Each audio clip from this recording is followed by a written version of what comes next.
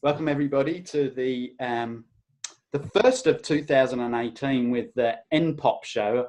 I just like calling it the NPOP show because it's an acronym for no possibility, no possibilities. Oh my God! No problems, only possibilities. And it was something that Gary said many years ago, and he said something about if you have no problems, you only have possibilities. So this we're starting off in 2018. I'm changing the format a little bit, so I'm bringing in other facilitators onto the show so that they can so that you don't get bored with me. Basically, you can get bored with them, and I look like the star because it's all about me. Oh no, it's all about you guys. Actually, it's all about the tools of access and how we can use these tools in our daily lives. And it's sort of like, I've noticed that a lot of people come to classes and for a week after the class, everything is sort of like fine and dandy. And then they forget to use the tools and they don't use them in their life. And they go back into, or often they choose to go back into the hard way of doing things, which is looking for the answer, coming to conclusions, a lot of thinking and thoughts and feelings. So I thought it'd be fun to do this NPOP show so that we can talk about one particular subject or one particular tool and go into it in depth.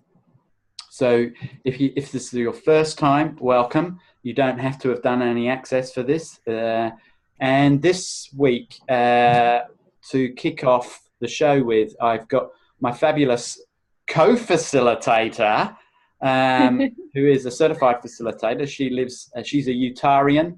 That means that she lives in Utah, on Mars, no, in Canada. Her name is Julie Merwin, and she's a certified facilitator of Access Consciousness. And how many times can I say that she's a certified facilitator? I think maybe because she's a new certified facilitator, he needs to hear it a few times. Sorry, just a little reminder. Maybe I had some resistance to it or something. Cool. So what are we talking about today, Julie? We are talking about resistance, going into resistance and reaction. So it's actually a great way to bring this up because I don't get on and do a lot of teleclasses and Zoom classes, and partly because I have resistance to it. So as we were creating this, I think we just started talking about it a week ago. As we started creating it, I started going into the, I don't know if I can handle it. All the fear and all of the energies, like the various energies that come up when you start looking at creating something like this, started to come up for me. And then I get to, like find the tools that I have that work to help change it. Cool. One of the things that I've noticed with people, let me scratch that and start again. One of the things I've noticed with myself is that often I don't even recognize that I'm in resistance and reaction. It's not until after the event and I've created so much havoc and I am so tired that I can barely keep my eyes open, that I've suddenly recognized that I've been in resistance and reaction. So one of the things I'd like to ask Julie is, what are some of the signs and symptoms that resistance and reaction is coming up? You did mention one earlier, which I can't remember now, but what are some of those signs and symptoms? Yeah, so for me, I think like one of the first things that happens is my body tenses. Mm-hmm. Like my shoulders get tight and my jaw gets tight, and my barriers tend to come up. And then if my barriers are up, well, then I start to shut off all the various different energies that I could receive and have awareness of. So it's not really the best place to be functioning from. So yeah, it can even be as simple as like just sort of like a gut flinch reaction, even a little one. And I also find that I tend to go into more judgment. So if I'm resisting and reacting to something, which is a judgment in itself, then I start to judge me for having the original judgment. So it becomes this sort of like multi-level marketing system of judgment. Keep adding more piles to it. It's good fun. Yeah, no. But not recommended. Yeah, it's one of the things that I have found personally with resistance and reaction is when I start to defend my point of view. Then I know I'm well into it. I'm really resisting and reacting, and those little fences that I have up around me are now full-blown psychic force fields that will blow anyone away. So no one can get to see me, the true me, which I've decided is usually a pile of poo. That's why I'm defending the crap out of me. Right, defending it in the first place. Cool.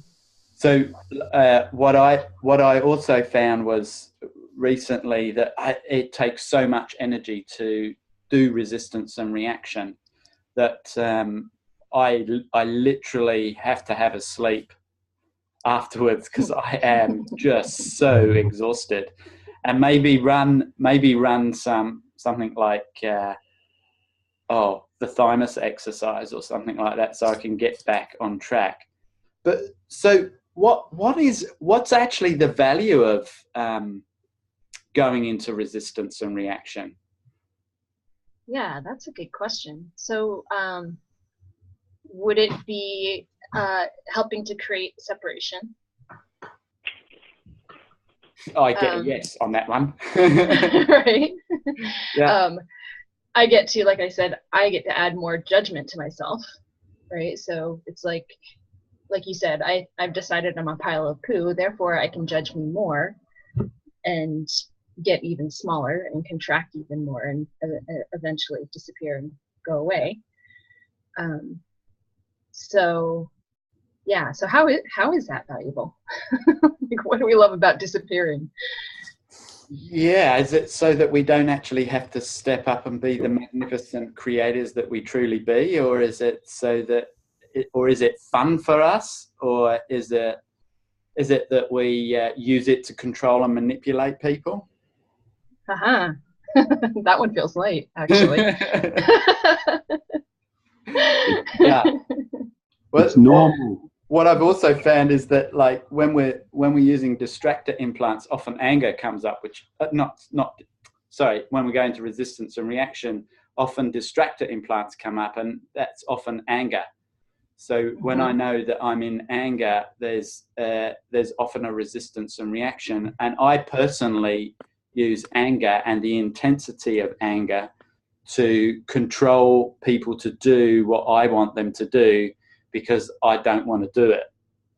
And then they tend to go away from my reality. So for me, the value in going into resistance and reaction is that I can push everybody away and be in total control of my reality, rather than having the ease of being out of control. Right. Can I ask a quick question? Yeah. Oh, hi, Jennifer. Hi. So can coming to like conclusions or decisions about something be like a type of resistance or reaction, or like what is that? I'll let Julie deal with that one because I didn't hear a word you said. Did you hear me, Julie? I sort of heard you. Could you say that again?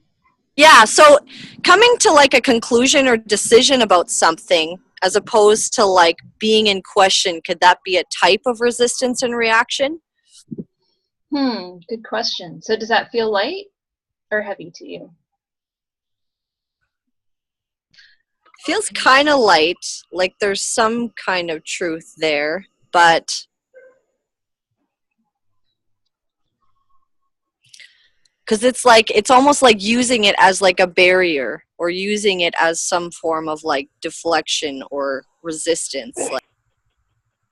Okay, cool. So it kind of sounds like you just said it right there. It is a form of resistance. So can we do the clearing on this? Yeah, sure. Okay, cool. So everything that is, so everywhere you created a point of view to create a resistance to create separation. Can we uncreate Mr. Lab? Cool. Right, wrong, good, bad, all nine, pod, shorts, boys, and beyonds. Awesome. Yeah, and that's for those people that are new to Access, that's the clearing statement. You can find it at www.theclearingstatement.com. And basically, when we ask a question, it brings up an energy, and then the clearing statement flushes it away, literally. So you should start to get a sense of more lightness once we've used the clearing statement. How does it get any easier than that? Exactly. Yeah. One of the other tools that I like to use when I've either taken a point of view or I'm in resistance to somebody's point of view is just this really simple, easy, interesting point of view. I have this point of view. And another tool I've actually been in a lot of resistance to. So this is one, Gary Douglas, who's the founder of Access, has said, if you use this for a year, for every single point of view you have, you'll be totally free. And I realized recently I've never actually done it. I don't know if I've ever made it past 5 minutes. So. That's an interesting point of view. Right? So I did start to play with it more, having had that realization. And what I discovered was that it made me a lot more present with all of my thoughts and all of the thoughts that were creating things that I didn't necessarily want to create, which was kind of cool, because then it's like once you have awareness of them, then you can start to change them. Cool. That is awesome. And also, you don't have to become aware of, you don't have to be cognitive of it to be able to change something. You can just use the tools and it will start to change. Then you'll get the awareness of what it is. One of the things that's really shown up a lot in my reality recently is I use a lot of stories to highlight a particular tool.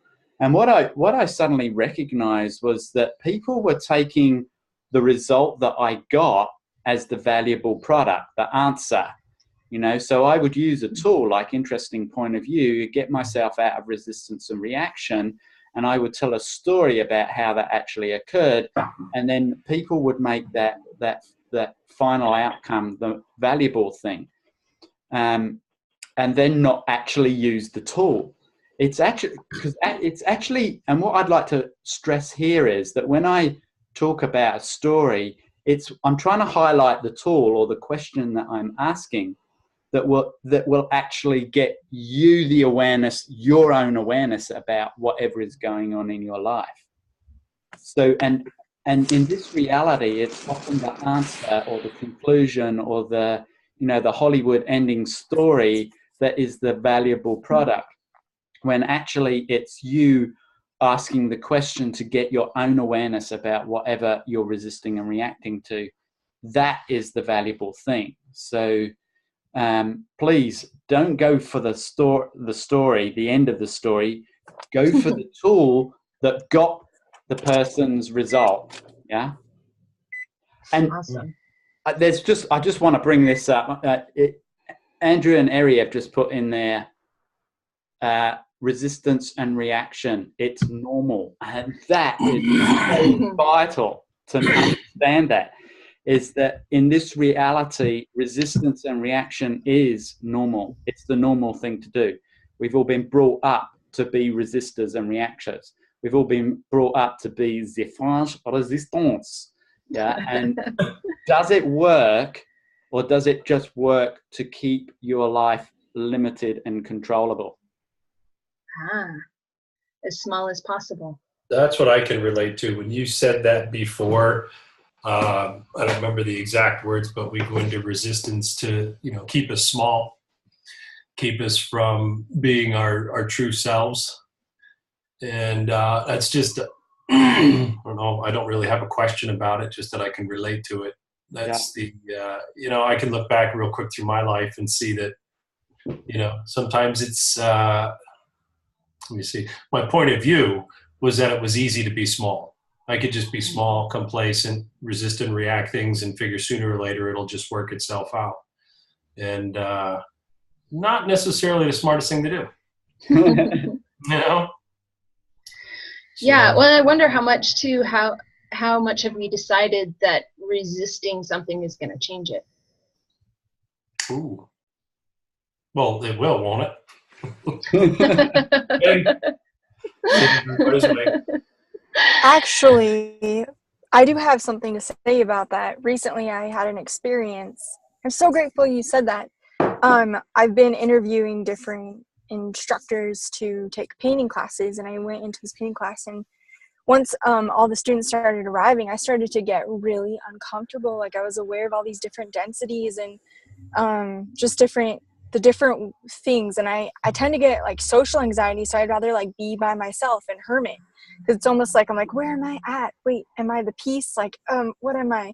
And hearing you say that, Julie, I realized that I actually have this point of view that if I'm staying there and like just being me, and I'm aware of all of those densities or maybe entities or all these different things that I'm like, I can't define this because I'm already getting spracky. Like, I have a point of view that it's going to actually change me. And then it was so I'm so grateful you said that. And that's like a resisting and reacting thing that I notice even big. Like, so I just left. Like, I'll often just be like, hey, I can't stand anymore. I have to go. Yeah. And so anyway, thank you for saying that, because I just didn't get it until Awesome. then. How Yeah. does it get better than that? That is awesome. How does it? Yeah, I'm excited to find out, even if Yeah, it's very so how gradual, many even of if us- it's like, Sorry. no, go ahead. No, go ahead. How many of us? How many of us use resistance and reaction or defense so that people can't change us, can't control us, and in the end we just do the controlling for them? Everything that just brought up for me. Yes. Bear, right, Yes. wrong, pop, pock, all night, short boys and yawns. Who, me? I would never control anyone.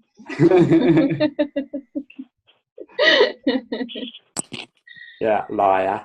Right.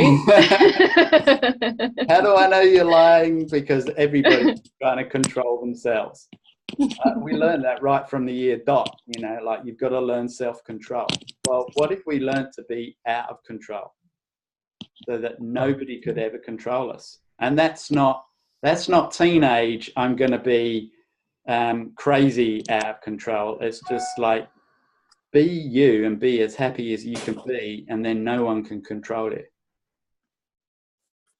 So have you noticed how many people like to try to make you unhappy so that they can control you, so that you will go into resistance and reaction and forget who you are? Yeah. Interesting. Yeah. Well, fuck that. Hey, there's no fucking swearing on this show.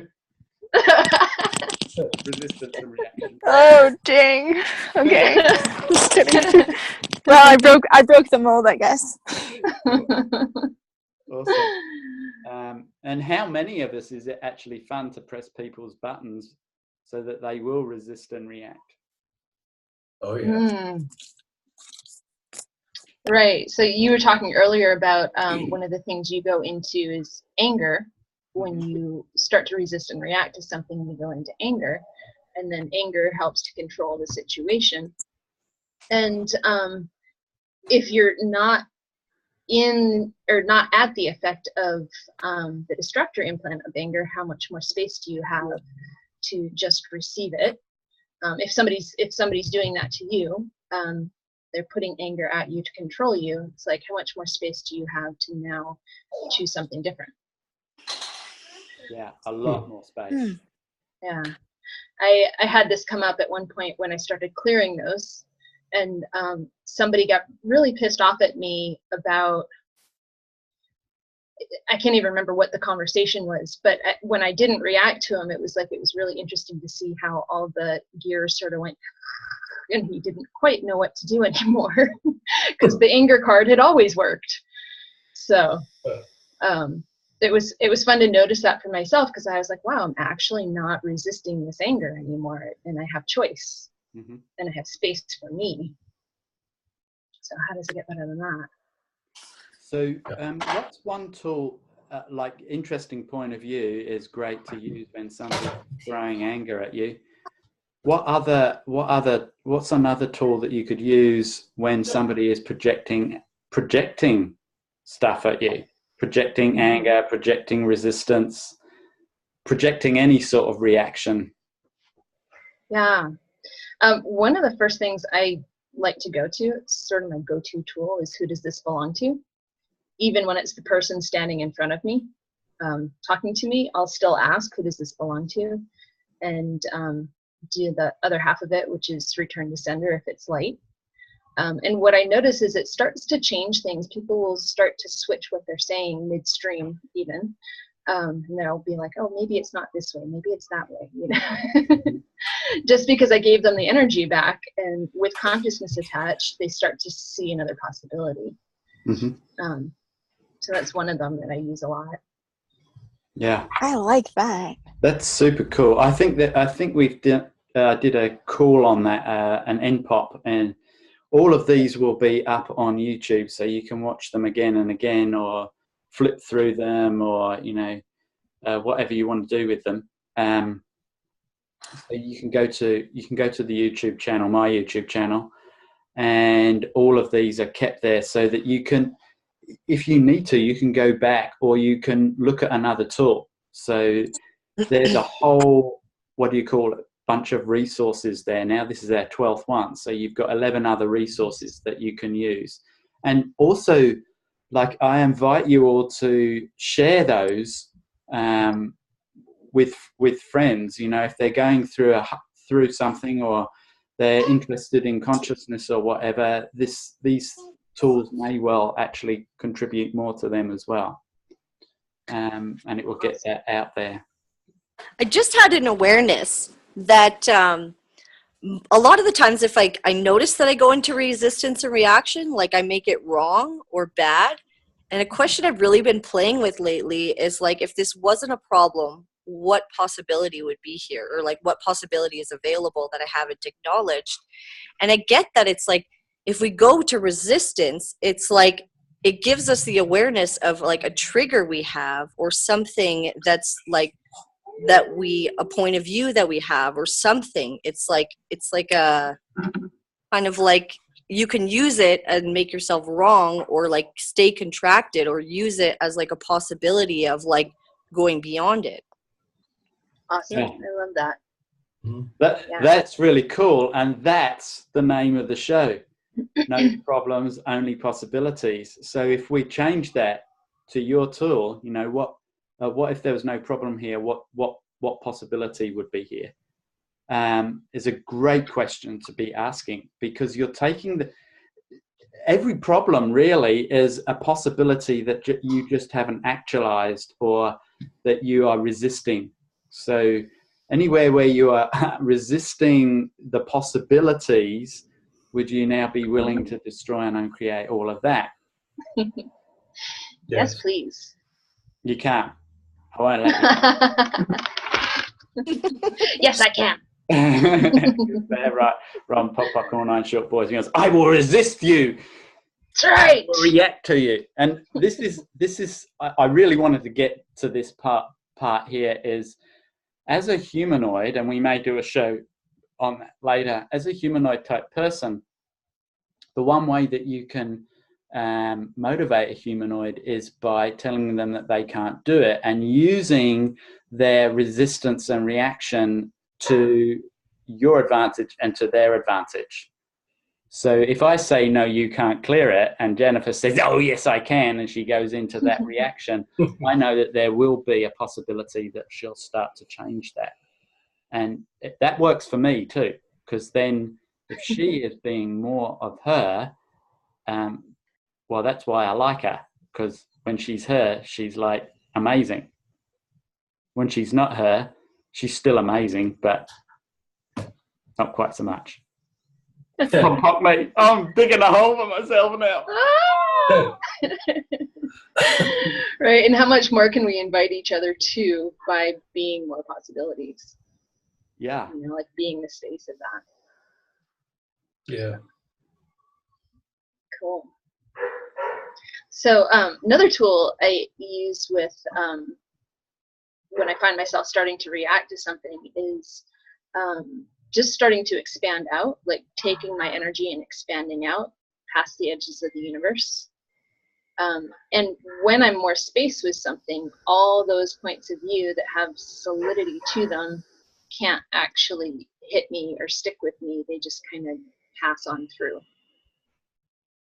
That's really cool. So right now, if everybody just closes their eyes for a few seconds and just remember a point in time where you were maybe in some sort of resistance and reaction. And it could be a subtle one, it could be an intense one. Okay, and now just start to be more infinite and bring more space to that and expand out beyond the borders and barriers of your body that you've made, and expand out right across the whole planet and keep expanding.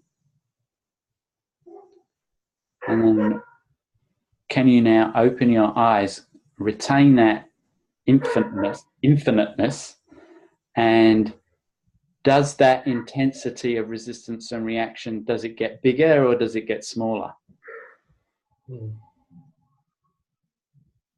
Most of you will find, yeah, Eri's going smaller. Most of you will find that that resistance and reaction will get smaller or disappear totally.